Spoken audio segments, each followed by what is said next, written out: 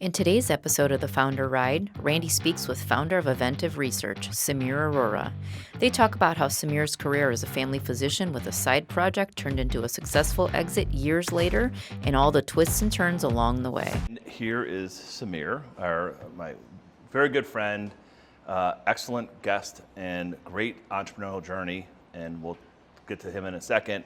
I do need to talk a little bit about Founder Farm, and why do we do this? So the business that I've had for a long time, Gerber, works with first generation entrepreneurs, and we help them grow their companies, create free cash flow, eventually sell them, or take a PE investment, et cetera, et cetera. And what I realized a long time ago that being an entrepreneur is a really lonely thing. It's a lonely place. It's really hard. I mean, it is really hard.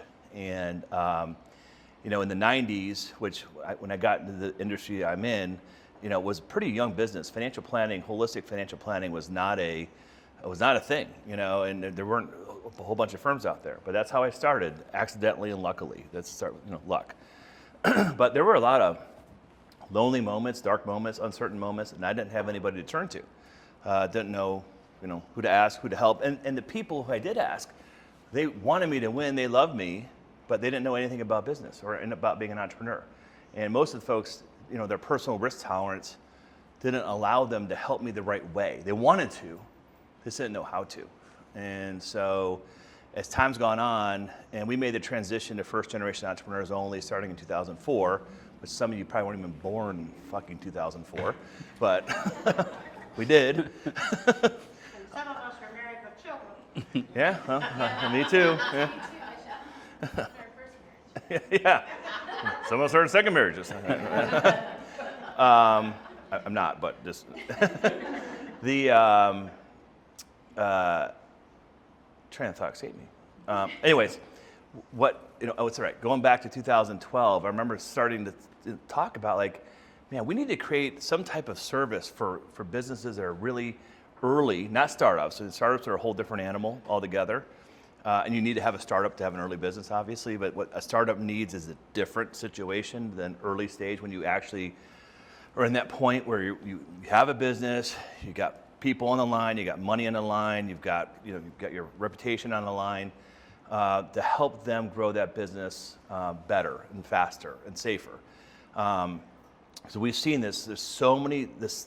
I don't care what business you're in, they make the same mistakes over and over again, and sometimes you did the right thing, but in the wrong order, right? Or sometimes you just did the friggin' wrong thing, And so we've been talking about this idea for a really long time. We put together what I would call a traditional classroom experience, which some of you guys have been through, which I appreciate that and thank you for doing it.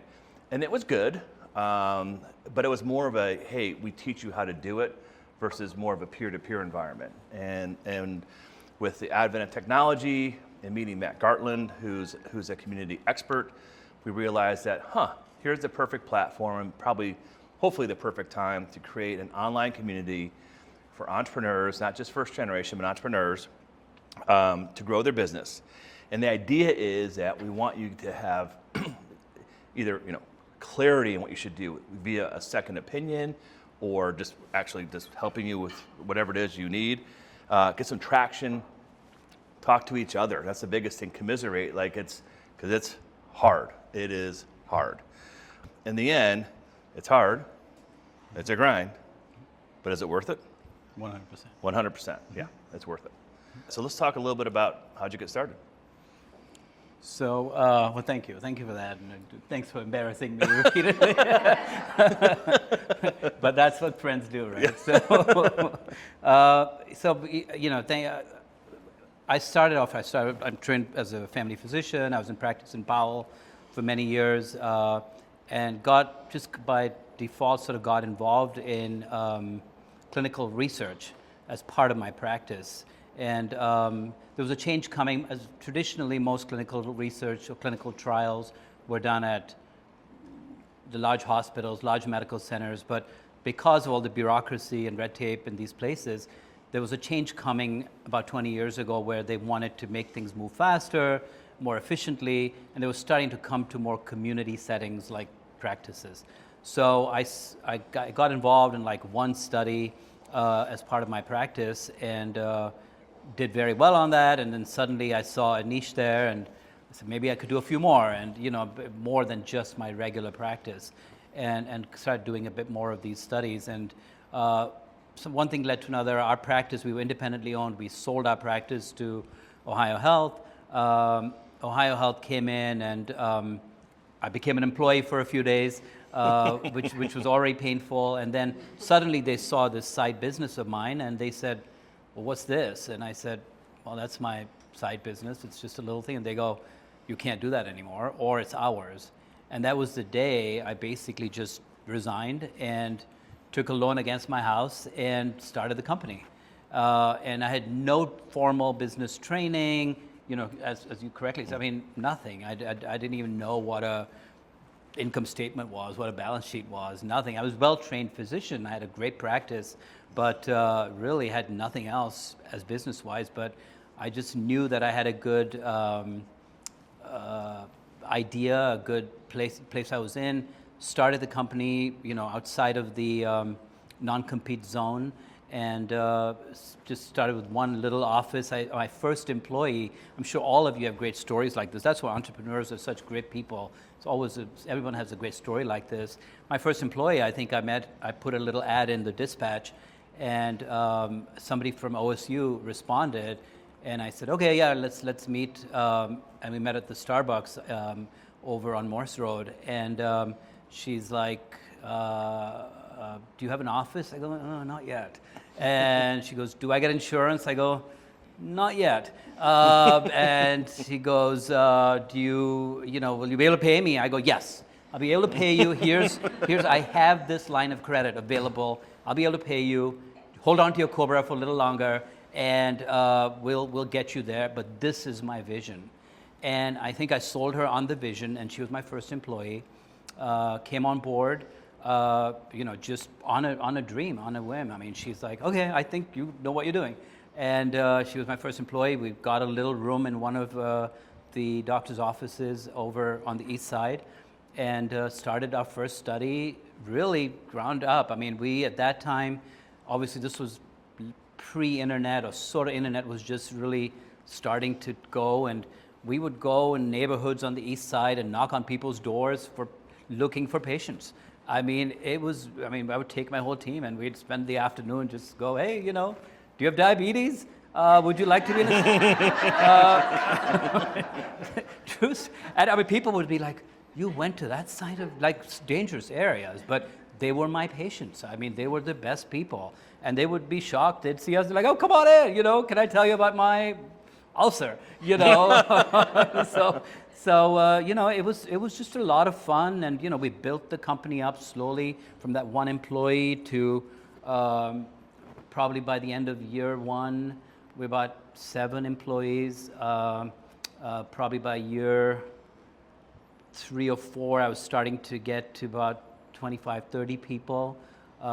Just slowly one office, and then I saw some potential in some other parts of town, opened little offices around other areas of town.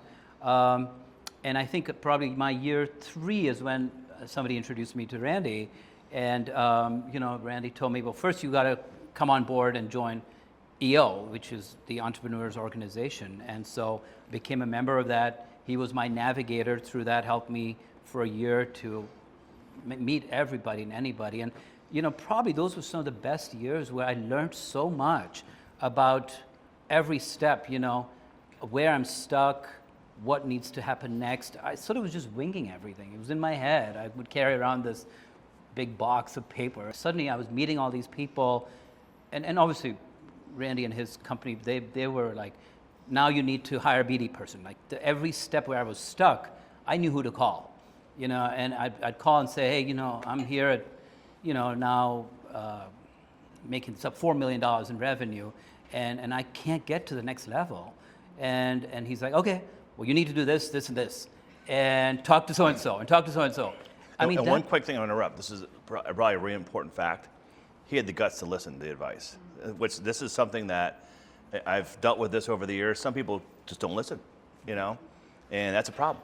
and when it's all said and done. And so like Samir actually listened, and he rolled the dice. And wasn't always perfect, but trajectory for sure was. Yeah, it started working. I mean, you all, I'm sure, whichever phase you are in of your business, you hit these plateaus where, revenue-wise or staff-wise or pipeline-wise or whatever, new business-wise, you just can't break through that, and it's so frustrating. But then suddenly you get some advice, you get some other people to talk to, and you make some tweaks in the way you do it. That's the beauty of being your own boss, where you can make those changes, because if it works, it's going to work. If it doesn't work, who else is to blame? You. Right. And that's okay, because and while that's the hardest part as well, I think the hardest part is every decision kind of stops at you. Right. Question for you. When did you stop beating yourself up about the bad decisions? I mean, when did you get comfortable with failing fast? There were no bad decisions. Right. Exactly. Right. It's like you just fail fast. You get used to it, which is addictive. Yeah. Like, okay, we'll give that a shot. Oh, next thing. You just make an adjustment. Right. You learn from it. There are things happen, things that keep you up at night, but you learn through those, and I think. That's where you make the adjustments, and you say, all right, well, here's what went wrong. Let me fix this. I think for me, those are probably the things that I learned from that, and come home and complain to my wife about it. And but that's another thing. Just I think for entrepreneurs, probably all of you feel this. It's your whole family that's involved in this. Yeah. It's really. It's you and your wife, your spouse, your kids. Everybody's involved in everything you're doing. It's not just you and your job. So I think those are some of the things that really helped me. Having that support in the background always helped me move forward. We sort of grew to multiple locations. I was telling someone earlier, COVID came. COVID actually was we were very well positioned for a lot of vaccine work. So we actually ended up being one of the largest sites in the world for the development of the Pfizer COVID vaccine. So that really was put us on the map, and we got a lot of attention from that.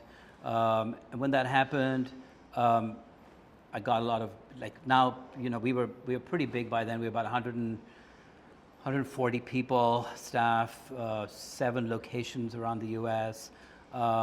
So I started getting approached from private equity and from venture capital to potentially do a sale or a merger, or and we can go into that. But that was the point that got me to commit to the sale, because it was a great time to do it. It was the peak of what we were doing, which is why I did that. And then again, I mean, at that point, to Randy was my, he was like, you don't need to do this yet. But I went against his advice for that. Yeah. And it was one of those things I said we did. And we're still kind of working through some of that. We're about 2 years into this, and it's been a rocky road, and where we are today.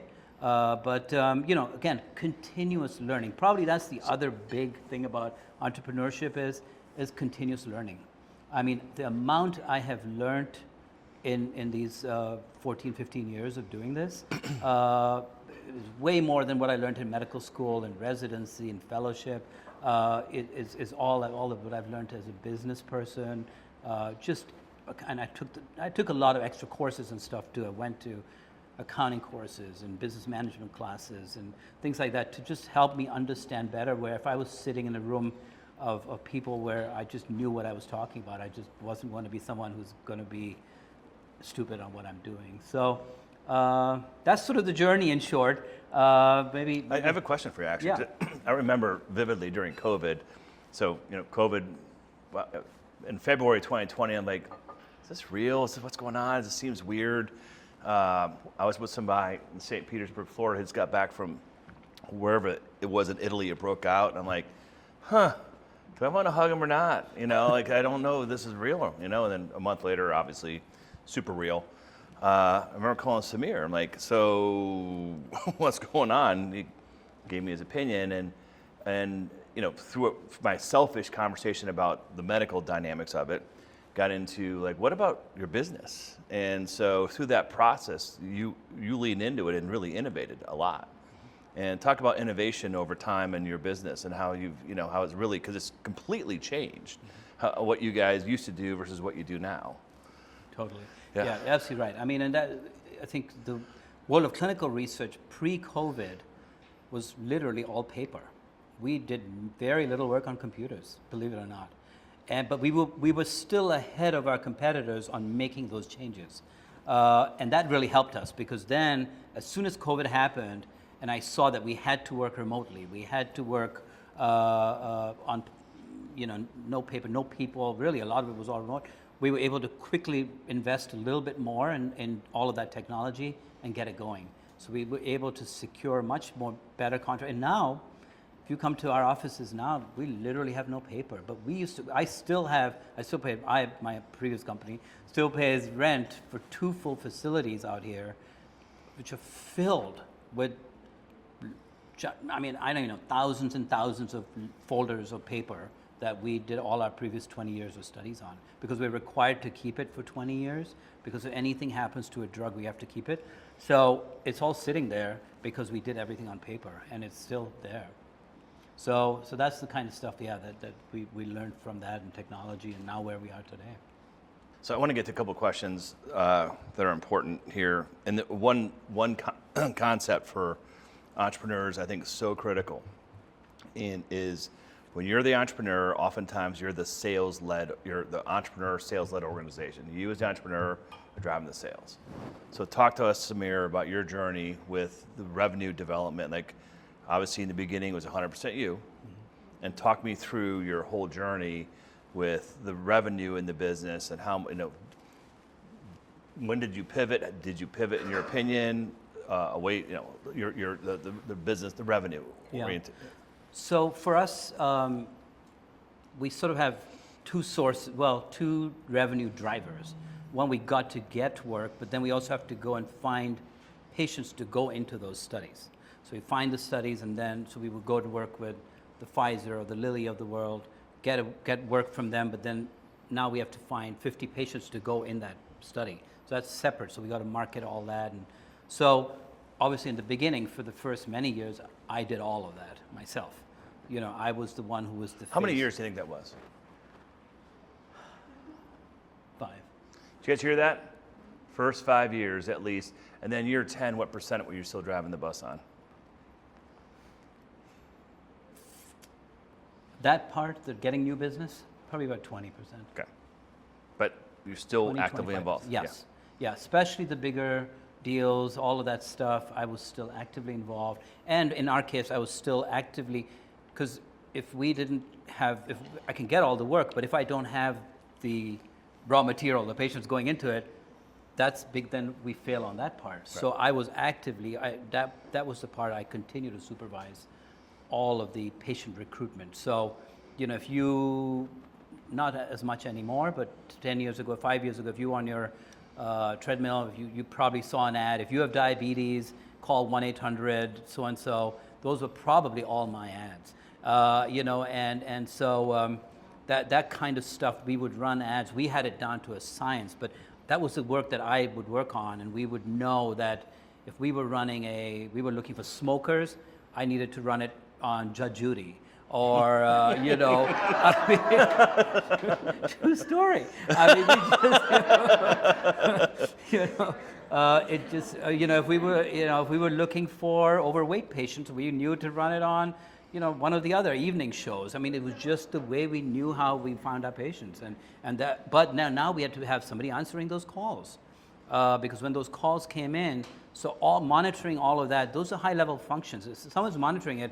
But we had it down to a science where we knew that if the call comes in, it's not answered within 1 hour or 4 hours or 12, the drop-off to bringing the conversion is drastic. By 3 days, if the call came in on Friday and we answered that call on Monday, that patient didn't even remember they called us. That's the conversion rate. So those are some of the things that I think you just learn, and no one in my industry was doing that. So we were tracking that kind of work right very early to be able to say, these are conversions. So we'd run an ad on NBC or whatever. We knew, now today it's all social media for the most part, but we used to run ads on Dispatch and all of those things before, but we knew exactly what was going to. So that's some of the things I would say to you that, whatever, when you're putting in money into your advertising and marketing, make sure you're tracking every dollar, what that's doing, what your ROI is, what it's actually bringing for you, because you're putting in your own money in that. And make sure that, really you're making sure that every dollar is accounted for and bringing you the highest ROI on that. The hires you made, not by name, but by how they came in and role, I'm not even hung up on title, that were game changers for your business. Like talk me through like your top 2 people that you came in and they really changed your business for the better. So I think the first one probably was a director of business development, new business. And I think I remember I called you and I said, I'm looking at, well, actually you told me to probably do that. And I started looking at people, and these was probably my first 6-figure hire. And because they were coming in at every. How scary was that? It was the scary. I think I called you 4 times. Yeah. I go, are you crazy? Why would I pay $150,000 to somebody who's, and my business was $4 million? And he's like, it'll pay off. It'll pay off. It will, because what they will do for you, a great BD director or whatever you want to call them, they'll change your business. And that was absolutely true. They come in, somebody who that's their only job is to go out and get new business for you. Well, I thought I did a good job on my own, but I was still doing other things. When they come in, that's all they're doing. And suddenly they were bringing in these giant contracts that now we had to make sure that the entire chain further, supply chain further can handle this, because we weren't equipped to even do that initially. So I think that was probably one of our biggest hires, and then a COO. So at some point, that was somebody who we promoted from inside, but when she got to the COO position, we got her education. We sent her for actual 6 months training, and when she came back, it was a game changer for us. So those are probably the 2 big positions that really, and being able to adopt to things like EOS. Yep, EOS, and even us, we're going through Culture Index. We're, I don't know, 18 months into this, and it's like we are drinking the Kool-Aid, we are knee deep in it, but holy smokes, what an unbelievable game changer. It's hard, it's really hard, it's not easy, but boy, oh boy, it's awesome change. Talk about the importance of having an outstanding CFO, controller. I'm thinking about Jeff Bruner and the whole, how important that was to your business. 100%. I think, I think I said it earlier, for probably till mid-size, we were still just running it through an external thing, and really still just running on cash basis. I didn't really even know anything else. I was like, the money's coming in, we pay the bills, and this is what's left at the bottom, and that's it. And as you start getting and talking to like people like yourself and people in EO, and they're like, no, that means nothing. You really now we got to talk about cash flow and things like that. But understanding cash flow and being able to make better decisions with that is a game changer. Because until that point, you're making them, as entrepreneurs, are making them, well, you see a positive cash in your account, you're like, all right, I can buy 6 more computers. But truly making it on actual cash flow and actual projections and things like that, only a CFO can help you there. So we did, by your recommendation, a fractional CFO. Again, things I just didn't even know existed. And so there's a fractional CFO we hired.